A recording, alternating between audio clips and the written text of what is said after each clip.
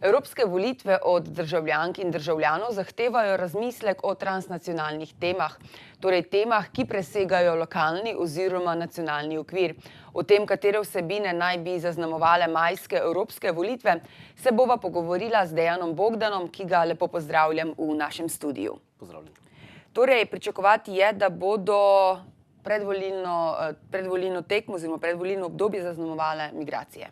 V bistvu se strinjam, nobena tema v zadnjih letih ni tako zaznamovala dogajanje na ravni Evropske unije kot ravno migracije. To je tema, ki polarizira in prav tako je pred velik izziv postavila odločevalce na ravni držav članic in pa tudi na ravni Evropske unije, kajti tu je bilo veliko, bomo rekel, tudi nesporazumov, konec koncev tudi predlog, da bi prosilce za azil na podlagi nekih kvot razdelili med države članice, ni naletel ravno na navdušenje v vseh državah.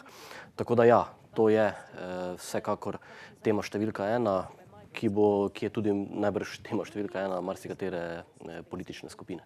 Vendar pa to, da tema migracij postaja oziroma je tema številka ena, v ozadje potiska druge teme, ki so pa tudi prav tako zelo zanimive oziroma pomembne. Ja, se strinjam. Če samo ostaneva recimo pri migraciji oziroma širše pri nekih demografskih vprašanjih. Prav tako recimo je na področju migracij zelo pomembna tema upadanje števila prebivalcev v posameznih državah članicah Evropske unije. Recimo, če vzamemo za primer Latvijo, ki je od vstopa v Evropsko unijo po nekaterih podatkih izgubila kar 18% svojega prebivalstva. Tudi v Litvi so trendi podobni.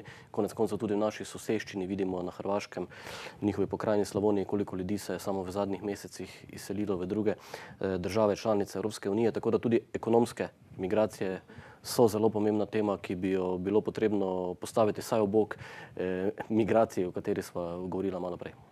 Katere bi pa mogoče so tiste vsebine oziroma teme, ki bi jih še izpostavili? Mogoče bi to predstavil skozi prizmo bodočega evropskega večletnega proračuna.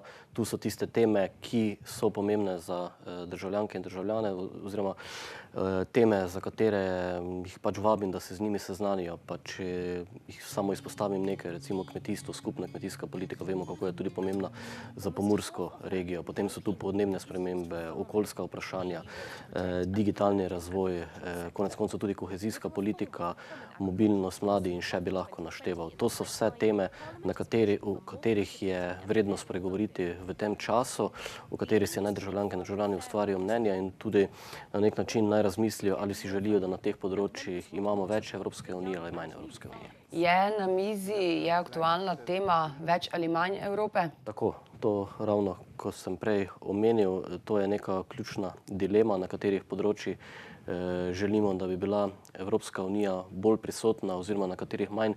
Tudi ta tema je aktualna, tudi z vidika, vidimo, proces Brexita, je na nek način spodbudil ta razmišljanja, ali bi Evropska unija, vsaj nekatere politične skupine menijo, morala storiti korak nazaj, ali pa je pravilna pot k še tesnejšemu povezovanju držav članic.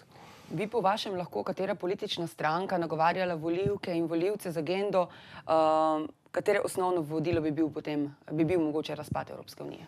V bistvu dvomim, da bi se katera izmed večjih političnih skupin zadeve lotila na ta način, preprosto iz razloga, ker javnomnenjske raziskave kažejo, da imajo državljanke in državljani pozitiven odnos do Evropske unije. Tako da menim, da bo bolj na mizi vprašanje reforme Evropske unije in tu smo spet pri tisti začetni dilemi več ali manj Evrope.